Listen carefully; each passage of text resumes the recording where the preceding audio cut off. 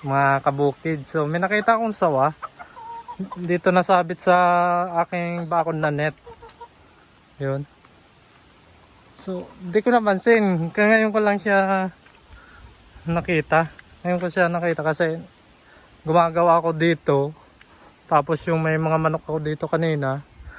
Parang may kinakatakutan sila. May nakita. So tinignan ko.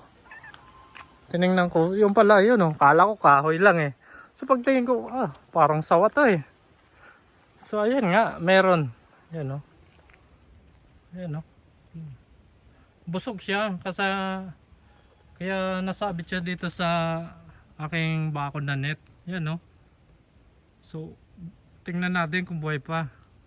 So siguro kagabi lang to kasi kagabi merong nagsipagliparan yung mga alaga kong manok. Ayan oh, laki ng tiyan niya. So, malaki na rin to. Ayan o, malaki na rin yan. Ewan ko kung buhay pa to eh. Kasi ngayon ko lang to napansin. So, halos pahapon na. Mga alas 2 na eh. Kung hindi pa sipagkuhanan yung manok nag-ingay, hindi ko pa makita. So, parang mamamatay na siya dyan. O kaya patay na yan ngayon. So, tingnan natin kung buhay pa. Doon sa... Iko tayo doon sa kabila. So lapit lang yan no. Ayan no. Ayan lang yung bahay kubo natin. So lapit lang. So, tingnan natin kung buhay pa to. Iko tayo dito sa isang pinto. Grabe. Kaya pala nung madaling araw na yun eh. Nagsipagliparan yung manok ko. Kala ko kung ano lang. So di naman nag-ingay yung manok ko, di ko na rin naman pinansin. Yung lumipad lang sila, hindi naman nag-ingay kaya di ko na pinansin. Kuha ko ng pang sundot. Tingnan natin kung buhay pa siya. So ayan lang oh, lapit lang ng ating bahay kubo. So yun. Tingnan natin. Ingat lang tayo, baka buhay pa to. Yan oh. Grabe yung kulay niya oh. Nagbo-blue. Ayan oh. Laki na rin eh. So tingnan natin. Baka buhay pa to. Kasi pahapon na eh. Ayan oh. Ayan na po ang araw niya oh. Ganda na. Ayan oh. Pahapon na. Ayan ko lang napansin talaga. Kung di pa nag-ingay yung manok ngayon, hindi ko pa ito makikita. So tingnan natin kung buhay pa. Kung gumagalaw pa to. Yan o. So parang may sugat na siya kasi sumabit siya sa net. Kaya meron nilalangaw na. Tingnan natin. Wala, buhay pa. Buhay pa nga. So yun, talagang kagabi lang to. Kasi buhay pa talaga. Ang laki ng tiyan niya. Sigurado manok to.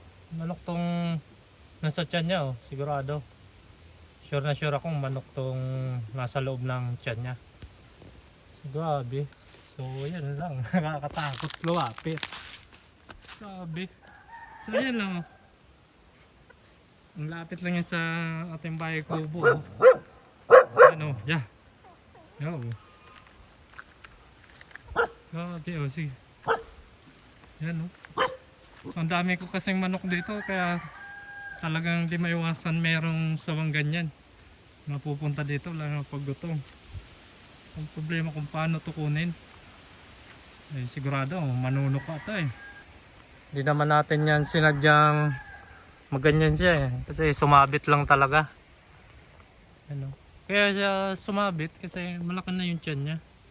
Ayan oh.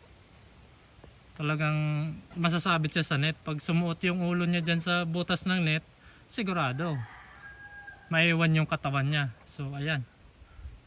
Yan o, nag-iising na siya o. Laki. Ayan na. Laki o. La. Laki dyan. Laki. Ay, takot ako dyan. Ayan. O yan o. Pag sumusuot siya sa mga butas, Ayan o.